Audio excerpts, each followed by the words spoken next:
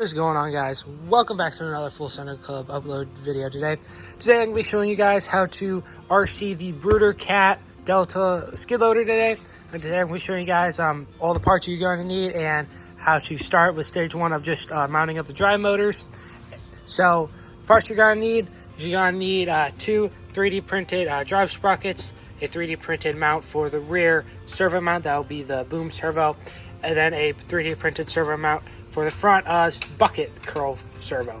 So these parts and a 3D printed dirt bucket for the skid steer is a link in the description for my eBay store. You can buy these off of me for 50 bucks for a full set of them. And then next thing you're gonna need is you're gonna need two circular servo horns that will go on the inside of the motor drive sprockets. And then this, you're gonna need a metal servo horn for the rear that will connect to the metal bar going across here. That will lift the boom. And then what else you're gonna need? You're gonna need a battery, preferably a 2S 1000 milliamp. That's what I use. Goes underneath the cab. And then you're gonna need one link, a T connector, a on-off switch, and 4 servos. 3 of them we converted to 360-degree servos. And then you're gonna need one fly sky or whatever airplane controller that you would like to use to run the skid steer. You're gonna need a pair of wire strippers, a multi-tool, a crimper, side cuts, Sharpie to mark stuff, a screwdriver to take apart the receiver, which I'll show you guys later in the video. And you're gonna need at least a drill or two, a drill with a grinder bit on it, and a drill with a Phillips head on it. So that's pretty much all the tools that you need. So without further ado, let's jump in and I'll show you guys how to tear down the skid steer. Okay, so the first thing you want to do is you get your skid steer. First things first, you want to pop the bucket off here just to get as much of this unnecessary equipment on it as possible. So there's 2 tabs on the side of the bucket. You just lift up on those just like so and peel the bucket up like that, and that's how the bucket disconnects. Set that off to the side, and then for the tracks, all you gotta do is just peel them up just like so. Pretty simple. They pull this out and the rod out. So this rod here, we're actually going to use this. We're going to drill a separate hole through the boom. So save this. We're going to need to cut that to mount up like there, just like so. So move that out of the way. And the next thing you want to do, pop off the other side as well. Pull that off. And then just flip it upside down. There's 4 clips on the back here. So you got 2 here, you got 1 there and 1 there. And then you also have this one up front. So 5 clips in total to disconnect the bottom half of the skid steer. So all you really need to do, take a flathead screwdriver, stick it in there, pry them. What I do is I just break them off because the tracks itself from the tension from the servos up top actually holds this top end on. So you really don't need these clips on. If you want to keep them on, you can. I usually just keep on the back too, just to hold on the rear end for the servo. So let's pop these 2 things off here as well.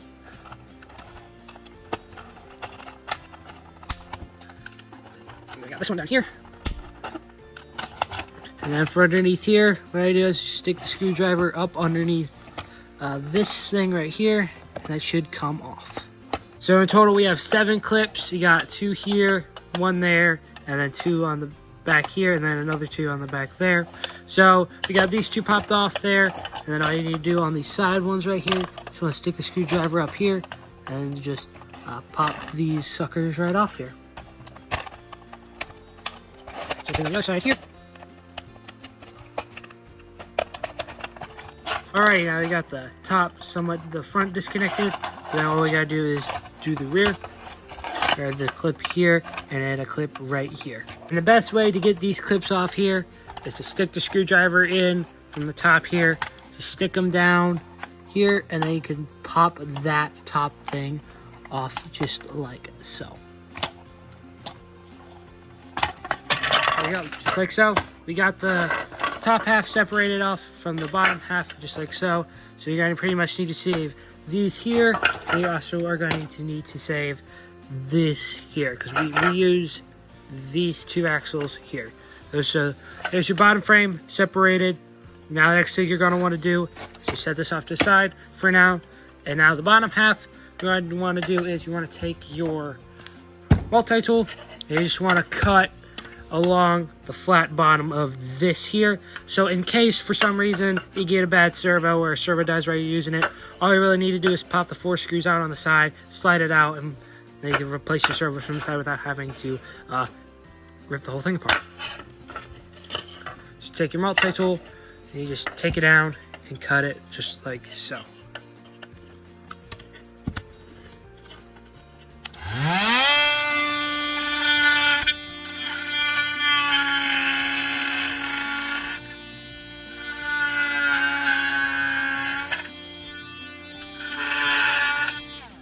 Now you can see we got those cut off, so you just want to take your side cuts here. Just want to try to clean this thing up as best you can, best you want it to look for your personal skid steer. This is a customer skid steer, so I'm going to do the best that I can to clean this up for them.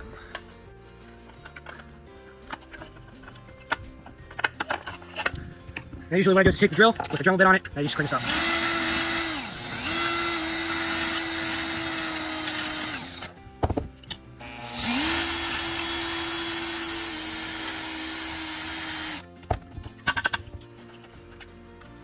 Alright, now we got this all cleaned up. Now we can get rid of this thing on the back because the battery's going to slide right in here, so we want to get rid of that. Alrighty, now that this bottom half is done, complete, now we can start work on the top half. Okay, so now we got the top half we got to start on now. So now, first thing you're going to want to do, once you get the top half, you want to go around here. So these two things right here, we want to pull these off right here. These are what hold the thing from going forward, which when we put the servo on it, it's just going to make the whole skid steer want to tilt forward. So we got to take these off here, just like so. Take your finger, push these out and back. Okay, now we got those off. Next thing you want to do, pull this all the way out. And then these fake hydraulic cylinders here, what you're going to want to do is you're going to take the side cuts and then just cut the bottom of them off. Cut however much of them off you want. Just don't cut too much, because then when the booms goes down, it will get caught on these here. So just, I'd say, dude, just cut off the bottom half of it. Make sure it's not going to catch on anything. The same thing with the other side as well.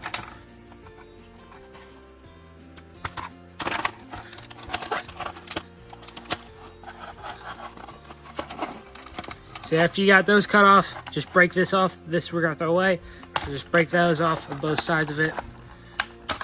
And then just test to make sure that these aren't going to hit on anything when going up and down when you use the servo. So just play with it, make sure it goes up and down smooth, just like that. It does. You did it right. It's good. And then next thing you want to do is on the front, you're going to want to take these stock fake hydraulic cylinders out of here.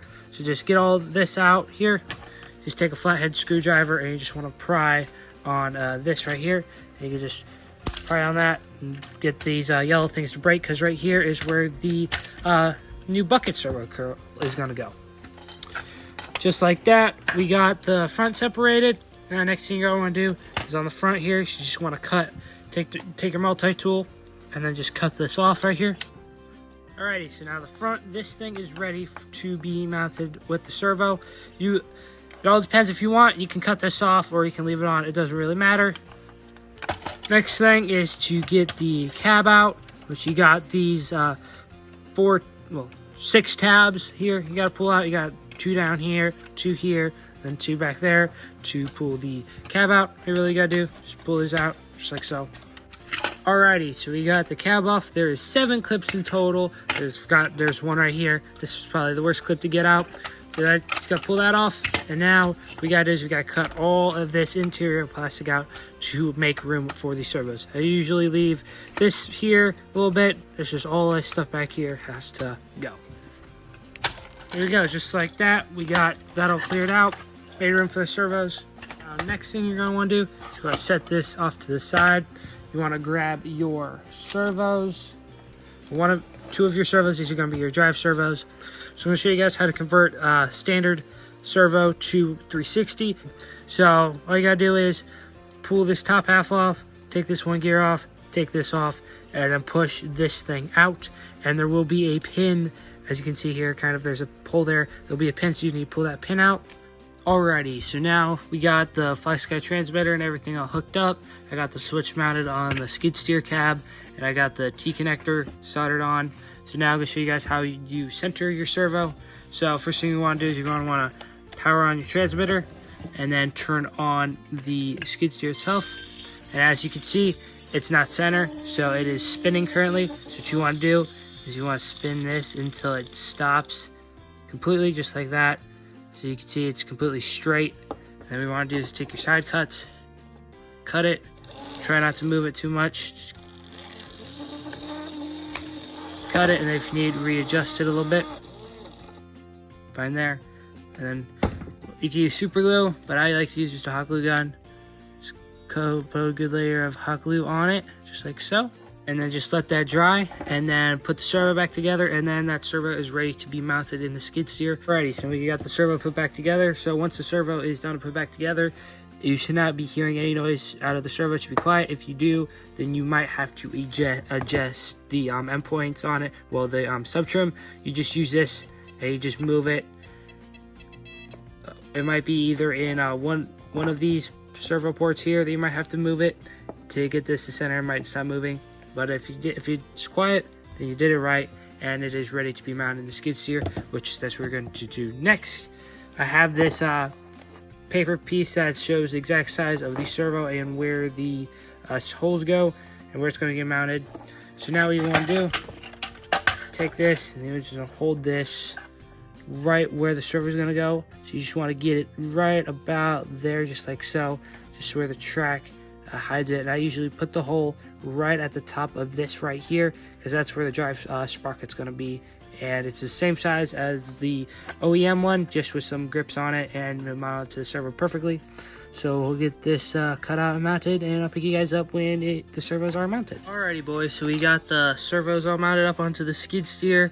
So what I did was I cut them all out on both sides, and then what I did was I shoved the one servo in on the one side and the servo in on the other side. I glued them together so they're one unit, so that way one side's not higher than the other side, so they're both tight together and your track sprockets are even. And then what I did was the spots where I miscut, I just took a little bit of hot glue and I filled it in. Usually what I do is I get the colored hot glue sticks that match the skid steer, and I just go along and fill it in either with yellow or with black, so it looks a little better, but I didn't have any. But this is the best I could do on this skid steer. So, and I also pulled apart the top half of the skid steer. You can see I pulled this off here, and the boom servo is going to slide right down in here, and I'll show you guys how to mount that up here in a second. First, I'm going to show you guys the drive sprockets. So this, you shove the servo horn in there, and then you just take the two servo screws. These are the screws that came in the pack of servos that I got, and then I just drill the hole and put those in and mounted that up, and they seem to work really good. So now you just want to put these things on there and screw them up, screw them in, and then yeah, then we'll start mounting up the boom servo. Alrighty, so the next thing you're going to want to do is you're going to take your boom servo, plug it into channel 3 on the receiver, then make sure your boom is all the way down. Then what you're going to want to do is take your servo horn, mount that, so spin it just like this, because that's the way it's going to go, and then make sure it is all the way in the down farthest position that you possibly can. That goes right there, and then it's going to be going up, and then you're down of your boom. You just want to put the screw in it and then tighten those things up, and then slide it down into here. And we also got to cut this all out here to make the boom, this horn, fit in there, so it'll attach to the linkage that will attach to the boom itself. Okay, so we got the top cut off here, and I'll haul that ready to be get the servo mounted in there. So now what you want to do is get your servo, take this square black piece, shove it under there, and then take 2 screws and screw it in to here, just like so. And now that's all mounted up like there. And then what you want to do next is you want to take the servo, shove it in from the top here, then take the line, shove it down on the back side of the servo, take that, shove it all the way down and through, pull that out, then finish shoving the servo down. Make sure it's just level with the top of the skid steer. Now what you're going to want to do is take the multi-tool and cut this part off of the skid steer, well, the servo, cut this off right here. That's cut off flush and flat with the top of it. So now what you're going to want to do is you're going to take some screws, go on the back side of here, move this wire out of the way, and then drill 2 holes and screw it into this block, and that's what holds the servo in place. Alrighty boys, we got the servo mounted into the skid steer. So we got the 2 screws down there screwed in, holding the servo in place. And then up here, I forgot, can't shove the servo for a while behind the servo, that flush is tight, so I just drilled another hole to the side that runs it down to here. And then the receiver itself will actually fit inside of here, and that's where all the servo plugs and wires will all go to. So now I got all this cut up and mounted up. So now I got this, I cut this out a little bit for the servo horn, so that will just fit right on there just like so. And then the servo horn will go up and through, and make sure all clear is good. If it does, then it's good, but if not, you might have to cut more out. So there's that. And then this piece here, what you gotta do is you gotta cut out approximately 3 of these spikes. You count these little ribs right here, and then on the 4th one, you cut that down to about halfway, and then cut over, and then that should be enough to clear the servo horn. So we'll get that cut out and mount it up. So I cut this out here, and I also installed the linkage onto the servo horn. So now you should be able to do is slide it onto there, and don't forget you need to cut out there, and also this stuff over here, so that way it does not hit the servo horn or the linkage. You're installing it, and on the linkage, what I did was you got to pull out these ball joints and take those out, and then put a screw through there so they fit in perfectly. And we're also going to need to take the top ball joint out to install the rod that will go across. Now you should be able to do is take it, and then you should be able to lock right in just like so. Looks real good. Move the thing up and down. Servo should not move in the process of doing that. So there you go. Now we will also need to cut out a little bit of this, because this is hitting a little bit, so we're gonna need to cut a little bit of that out as well. And then yeah, this thing should be mounted after we cut that out, and then I will show you guys how to put the boom in and install the bucket curl. So now that this is all cut out and I had plenty of room for the servo, now what I want to do is get the rod from earlier. That was the original drive sprocket holder. Now you want to take this, you want to set this across the boom here. See how long it's going to be, and just set it right there and mark it, and then we're going to cut it. We got the bar cut at approximately 80 millimeters across. What you're going to do is take your 11/34 drill bit and drill right next to the pre-existing brace for it.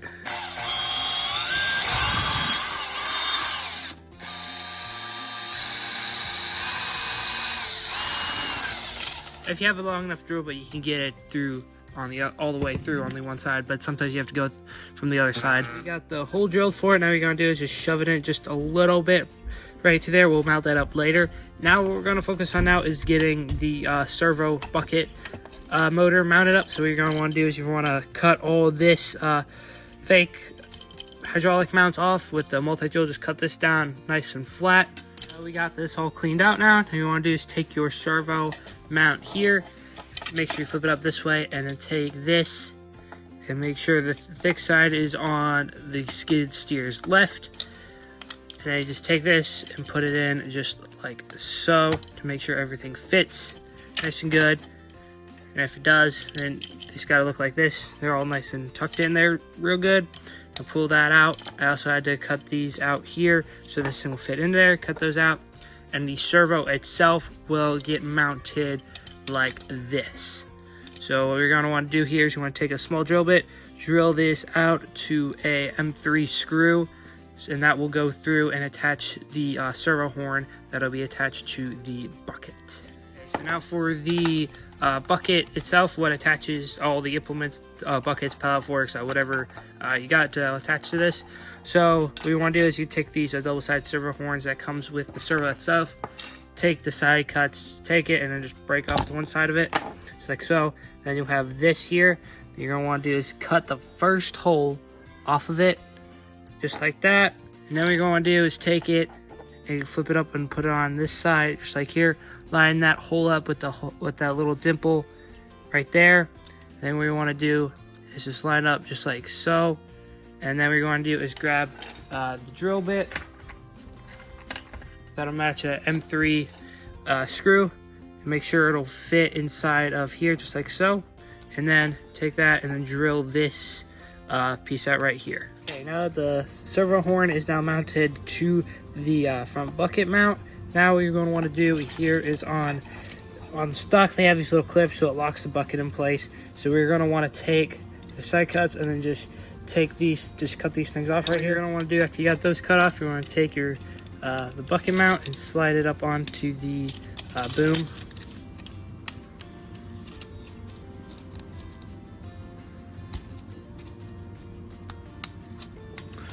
What you're going to do is this hole right here where the screw or the M20 by 3 screws is going to go through. What you're going to want to do is take a drill bit and drill that out. Alrighty, so I just finished up the boom. So what I did was I took a drill bit, drilled that out, then I took the servo, mounted it up in there, put the screw through it. Then on this side I cut this side right here off of this side here to just fit the servo in. And what I did, I took the 3D printed mount, slid that on and over. Then I put 2 screws on this side and 2 screws on this side. And then I put a little piece of a servo in there as a shim to hold it nice and tight up against the 3D printed mount. So now your servo is nice and sturdy, and so is your boom. And then I ran the servo wire down the boom. I popped this off and slid the wire under it and then put it back in.